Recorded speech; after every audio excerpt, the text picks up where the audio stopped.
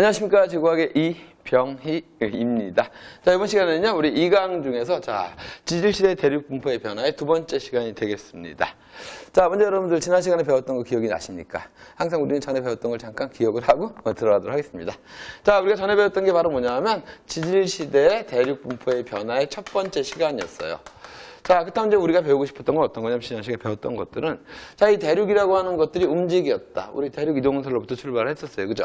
자, 그런데 대륙이 움직일 때, 됐죠? 자, 어떠한 경로를 통해서 움직였나를 좀 알아보자 이런 얘기죠. 자, 그런데 이제 보게 되면요. 우리 암석이 생성될 때 광물 같은 게 만들어질 거예요. 자, 이 중에 자성의 성질을 띠는 광물이 있죠? 그걸 자성 광물이라고 부릅니다. 자, 그렇다면 만약 5억 년 전에 암석이 만들어지면서 5억 년 전에 광물이 만들어졌다면 그 자성 광물은 그때의 지구자기장의 영향으로, 그렇죠, 그죠? 그때 지구자기장의 방향으로 배열이 되졌어, 그죠? 맞아, 기억나시죠? 자, 이제 그때 배웠던 게 우리가 바로 두 가지 배웠습니다. 편곽과 복각이라고 하는 것들. 좀 아마 여기가 좀 어려우셨을 것 같아요.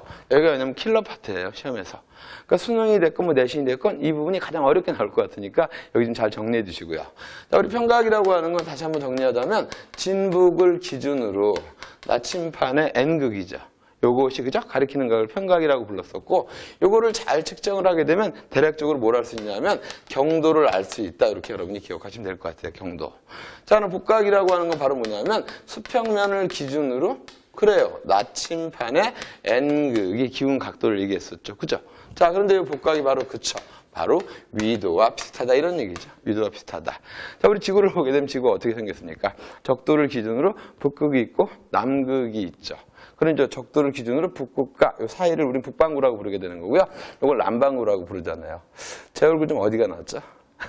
죄송합니다. 자, 저는 그냥 북반구가 좀 낫다고 생각하는데 어쨌든 자, 이렇게 우리는 과거의 대륙들이 어떻게 움직였나를 알고 싶다 이런 얘기예요. 그렇다면 과거에 얘네들이 어느 경도에 있었고 어느 위도에 있었는지 이걸 판단하면 된다 이런 얘기죠. 요게 우리가 지난 강의에 배웠던 것들이다. 기억나시죠? 자, 이제 이어서 우리 들어가도록 하겠습니다. 자, 이제 지질시대 동안 대륙이 어떻게 움직여왔는지 좀 알아보자 이런 얘기죠.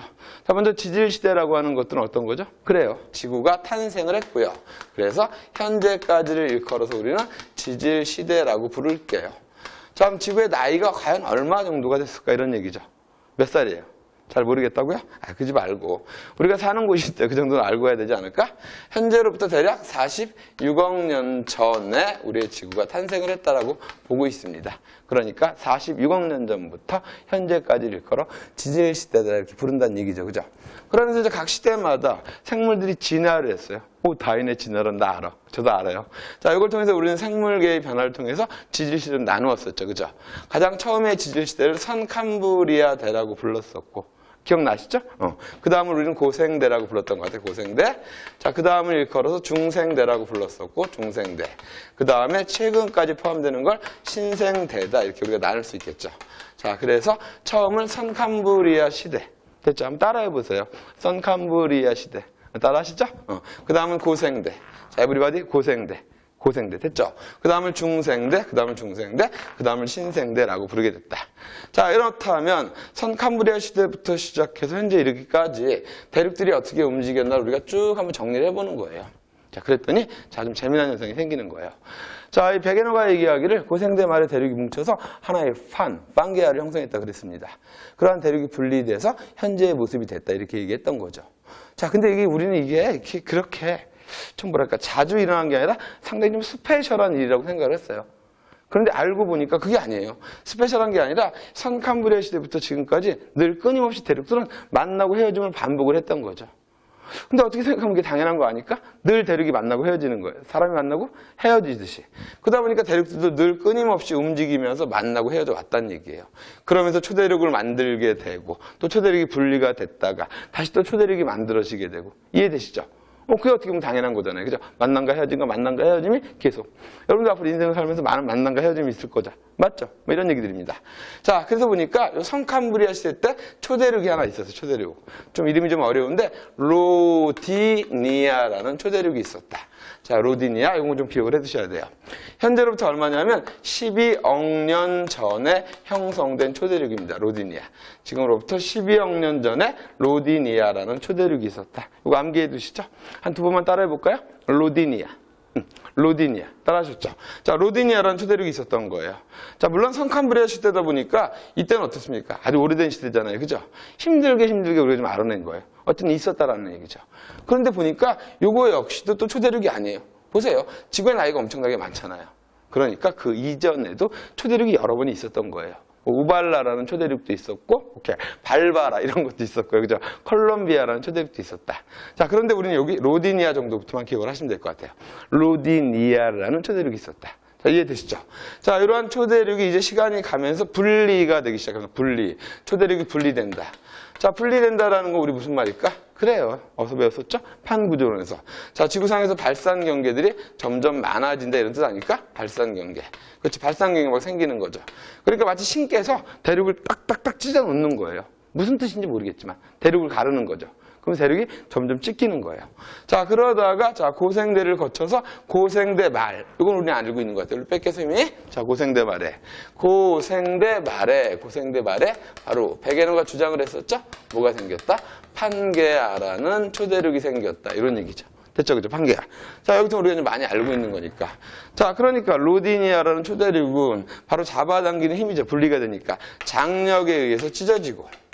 자, 그것이 또 지구는 둥글다 보니까 헤어지다 보면 어떨까? 그렇지. 반대편에서 부딪힌다라고 생각하시면 되는 거죠. 여기서는 헤어졌지만 뒤에 와서는 어떻게 될까? 만난다 이런 얘기니까. 됐죠? 그죠? 자, 그래서 이렇게 자, 고생대 말에 대륙이 뭉친 거예요. 초대륙. 그 다음에 판게아 입장에서는 어떻게 됐을까요? 그렇죠. 대륙과 대륙이 부딪히다 보니까 엄청나게 많은 횡압력들을 대륙이 받을 거예요. 그럼 이러한 횡압력 결과 생기는 거 있었는데? 산맥. 무슨 산맥? 아, 또 대답 안 하네. 그죠? 한번 해보시죠. 그래요. 습곡산맥. 습곡산맥이 생겼다. 이런 얘기예요. 습곡산맥. 그래서 이때 생긴 습곡산맥 중에서 베게너가 증거로서 들었던 게 하나 있는데 그 이름 좀 알고 갈게요. 이름이 바로 뭐냐면 에팔레치아라는 산맥입니다. 에팔레치아. 자, 이 산맥이 바로 고생대발에 생긴 산맥이라고 베게너가 주장했던 증거예요. 베게너가 주장했던 증거다. 되셨죠? 자, 그 다음에, 자, 이 판게아를 좀 우리가 이제 보게 되면, 판게아를 우리가 좀 나눌 수가 있을 거예요. 판게아라는 초대륙을. 자, 이걸 어떻게 나누냐 하면, 오케이. 쌤 얼굴도 제가 보면 이렇게 적도 위쪽이 좀 낮다 그랬는데, 뭐 제 생각이니까. 어쨌든, 적도를 기준으로 우리는 북반구하고 남반구로 나눌 수 있죠. 그럼 판게아 역시 마찬가지로 적도를 기준으로 북반구하고 남반구로 나눌 수가 있을 거예요. 됐죠? 그죠? 그래서 북반구에 있던 대륙을 로라시아 대륙이라고 불렀습니다. 로라시아. 남반구에 있던 걸 뭐라고 불렀냐면, 곤드와나라고 불렀다. 곤드와나. 자, 이름 좀 낯설지만 해보실 수 있겠죠? 로라시아, 곤드와나. 됐죠? 자, 이제 이런 대륙들이 이제 어떻게? 판게아 속에서 나뉘게 되는 거죠. 자, 이렇게 이제 우리가 만들어진 이름이니까 이름을 좀 알아두시면 되고요. 로라시아하고 곤드와나 사이에 있던 바다를 우리 뭐라 하냐면 테티스에라 그래요. 쌤도 이름을 자꾸 얘기 안 하니까 좀 까먹네. 테티스에. 됐죠? 자, 그 다음에 이 판게아라는 거대한 대륙을 둘러싼 바다 있죠? 이거를 판탈라시아라고 부릅니다. 판탈라시아. 이렇게 이름 정도는 좀 기억을 해두실 거. 됐죠? 다시 한번. 자, 고생대 말에 판게아라는 대륙이 만들어졌다? 판게아. 자, 됐죠? 이 과정에서 에팔레치아라는 산맥이 만들어졌다. 이런 얘기고요. 자, 이 판게아를 둘러싼 거대 바다를 판탈라시아라고 부르게 되고요. 오케이. 북반구에 있던 대륙을 로라시아, 남반구에 있던 대륙을 곤드와나라고 부르자. 그 다음 로라시아와 곤드와나 사이에 있던 바다를 테티스라고 부르겠다. 자, 이게 바로 고생대 말에 생겼던 얘기죠. 지금으로부터 대략 얼마냐면 2억 4천만 년 전에 생긴 일이에요. 자, 그러면서 이제 시간이 흘러가죠. 그러면서 중생대가 되기 시작하면서 중생대 초부터 서서히 분리가 되기 시작하는 거예요. 됐죠? 자, 그럼 이제 분리가 되기 시작했다라는 말은 무슨 말이? 그렇죠. 장력이 작용한다 이런 얘기죠. 참 내가 신일을 하면 재밌는 것 같아요. 대륙을 뭉쳤다, 찢었다, 그죠? 뭐 신의 장난인지 모르겠지만 어쨌든 늘 살아있는 거죠. 만나고 헤어짐들이. 중생대 때부터 이제 분리되기 시작하는 거죠. 중생대 때부터 분리되기 시작한다. 그래서 에팔레치아는 결국 어떻게 됩니까? 분리가 돼서 지금 북미와 유럽 쪽에 있어요. 북미에 있는 건 지금도 북미에서 뭐라 그러냐면 에팔레치아라 이렇게 우리가 불러주게 됩니다. 되시겠죠? 그죠? 하지만 이건 이제 어디죠? 유럽 쪽으로 가서는 뭐라고 부르냐면 칼레도니아라고 부르는데 뭐 이름까지는 여러분이 아실 거 없는데 어쨌든 에팔레치아 산맥이 분리가 된 거죠. 하나는 현재 북미에 있고 하나는 어디에 있다? 유럽에 있다. 칼레도니아. 이렇게 두 군데 서로 다른 곳에 있다 보니까 어때요? 그렇죠. 이름을 좀 달리 부르는 거죠. 처음에 고생대 발음이 뭐였다? 에팔레치아. 근데 이게 분리가 됐다. 지금 북미 쪽에서는 에팔레치아라고 부르는데 요 유럽 쪽에서는 뭐라고 부른다? 칼레도니아라고 부른다. 하지만 두 개를 연결하면 딱 맞아 떨어지는 거죠. 그죠? 여기 이제 베게너가 주장했던 증거들이다. 뭐 참고로 기억을 하시면 될 것 같아요.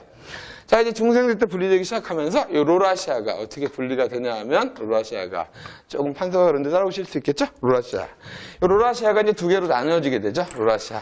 어렵게 생각하실 거 없고요. 현재 북반구라고 생각하시면 돼요. 현재 북반구를 보시게 되면 뭐하고 나눌 수 있냐면 유라시아 이렇게 쓸까요? 유라시아와 바로 뭐가 됩니까? 북미 대륙. 유라시아와 북미로 나뉘어지게 되는 거예요. 됐죠? 그래서 곤도와나 역시 남반구에 있던 거니까 남반구의 대표적인 거 누가 있죠? 그렇죠. 아프리카와 남미가 나뉘어지게 됐다. 이렇게 여러분이 기억을 하시면 되겠습니다.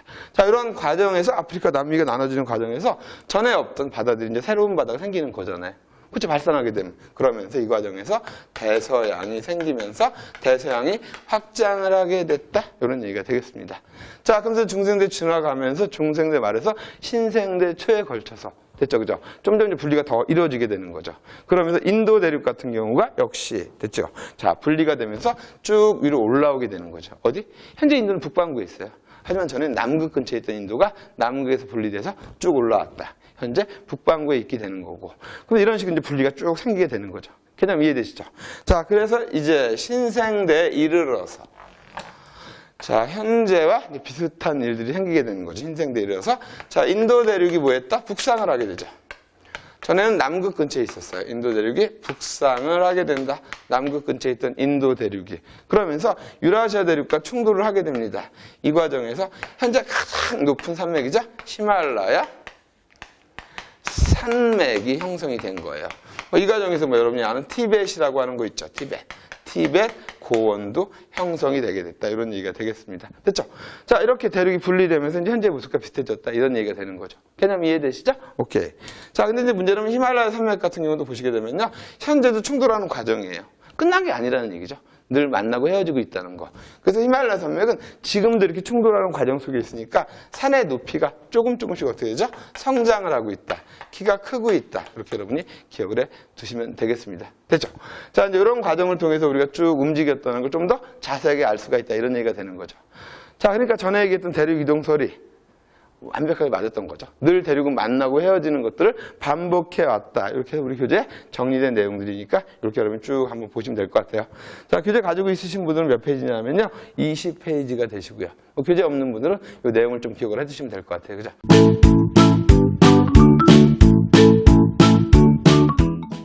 옆에 있는 문제들은 여러분이 직접 한번 풀어보실 수 있을 것 같습니다. 자, 이제 교재를 넘기시게 되면요.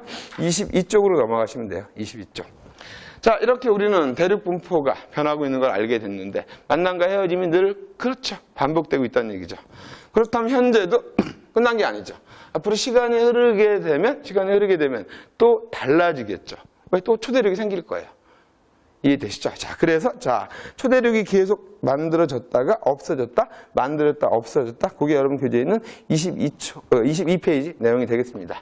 그래서 정확한 주기는 그런데요. 초대륙이 형성되는 주기가 대략 3억에서 초대륙 형성 주기. 자, 초대륙이 형성되는 주기가 딱 정확히 얼마라고 이야기하기는 좀 그렇지만 대략 3억에서 얼마? 5억 년 전에 이 정도의 주기를 갖고 있다라고 보는 거예요. 그러니까 3억에서 5억 년에 그 시간의 어떤 간격을 가지고 헤어졌다 만나고 하는 것들을 반복을 한다 이런 얘기죠. 3억에서 5억 년. 자, 그래서 이제 앞으로 중요한 건 앞으로 미래에 우리도 어떻게 될까? 이게 중요한 거 아닐까요? 그래서 자, 현재는 우리가 이러한 모습을 갖고 있지만 여러분 세계지도 다 아시잖아요. 모르는 친구 없을 거고, 그죠? 자, 미래는 어떻게 됩니까? 라고 했을 때, 미래, 우리 그림도 있는데 보시면 될 것 같아요. 그죠? 앞으로 2억에서 2억 5천만 년 후에 이 모든 대륙이 어떻게 돼? 다시 한번 뭉치게 된다. 이런 얘기죠. 미래. 개념 이해되죠? 여기로 뺄게요. 그래서 미래는 또 대륙이 뭉치게 될 거예요. 그래서 미래에 앞으로 한 2억에서 2억 5천만 년. 정확히는 좀 얘기하기 그렇지만 현재 판들의 이동 속도를 우리가 가지고 계산을 해보는 거죠. 어떤 방향으로 움직이고 있는지, 어떤 빠르기로 움직이고 있는지. 그렇게 되면 또 미래에 초대륙이 하나 형성이 될 거다. 자, 이해되시죠? 이렇게 우리가 보고 있다. 그럼 미래에 대한 초대륙은 뭐 사람마다 이름을 붙일 수 있는데 어떤 분들은 판게 알티미아, 판게 알티미아 이렇게 이름 붙이는 분도 있어요. 자, 이런 과정에서 이제 우리가 미래를 좀 예측을 하게 되면 현재 태평양 아시죠? 태라고만 좀 쓸게요. 가장 넓은 바다잖아요, 그죠? 그런데 이제 시간이 흐르면서 태평양은 좀 좁아질 것 같아요. 쭉 됐죠? 그러다가 어느 시점 이후부터 다시 넓어지게 됩니다. 자, 대서양은 지금은 어떻죠? 오케이. 넓어지고 있는 중이에요. 그래서 아이고, 여기 좀 그러네. 그죠? 대서양은 넓었는데, 자, 앞으로 넓어지다가 나중에 어떻게 된다? 좁아지게 된다. 그러면서 2억에서 2억 5천만 년 후에는 또다시 초대륙이 형성이 되고, 됐죠? 알티마, 판게 알티마가. 자, 그러면서 대륙도 늘 끊임없이 만남과 헤어짐을 반복을 한다는 얘기죠. 이러한 과정 속에서 지구상의 생물들이 계속 살아간다. 뭐 이런 얘기가 될 것 같아요. 자, 별로 어려운 내용은 아니었죠. 그죠? 자, 이렇게 우리는 지질 시대의 대륙 분포 변화를 통해서 지구가 동쪽이라는 걸 알게 된 거예요. 살아 움직이고 있다는 거. 우리도 늘 끊임없이 움직이지만 우리만 움직이는 게 아니라 지구 표면에 있는 대륙, 지구 내부 역시 늘 끊임없이 움직이면서 지구는 살아 움직이는 하나의 거대한 생명체처럼 이렇게 행동을 하고 있다. 이렇게 여러분이 기억을 해 두시면 되겠습니다. 자, 이제 이러한 내용들이 어디가 되냐면 우리 지질 대륙 분포의 22페이지까지 내용이고요. 문제 있는 것은 문제 여러분이 한번 쭉쭉 풀어보시면 될 것 같아요. 그래서 이제 실전 문제 같은 것도 한번 정리해 보시면서 기본적으로 알고 있던 개념들 다시 한번 이렇게 정리하시면 되겠습니다. 자, 우리 이제 2강까지 정리했었는데 2강 전체를 한번 정리해 볼까요? 자, 지질 시대의 대륙 분포의 변화다 이런 얘기죠. 자, 지질 시대 동안 대륙이 어떻게 변해왔을까? 우리는 위치를, 위도와 경도를 이야기하니까. 그래서 과거에 지구의 자기장을 이용해서 평각과 복각을 측정을 한다. 됐죠? 자, 그렇다면 대륙의 이동 경로를 알 수가 있다 이런 얘기죠. 그랬더니 대륙은 늘 만남과 헤어짐을 반복을 해왔다 이런 얘기예요. 됐죠? 자, 미래에도 대륙이 만날 거고 지구는 늘 끊임없이 움직이는 하나의 어떤 그 생명체 같은 이런 특징을 갖고 있다. 이렇게 여러분이 내용을 정리하시면 될 것 같습니다. 자, 이제 우리가 다음 강에서는요 3강 멘틀 대류와 플룸 구조론을 가지고 여러분들 만날 겁니다. 여러분들 건강 잘 챙기시고요. 오케이. 건강이 제일 중요합니다. 열심히 공부하시기를 부탁을 드리겠습니다. 수고들 많이 하셨습니다.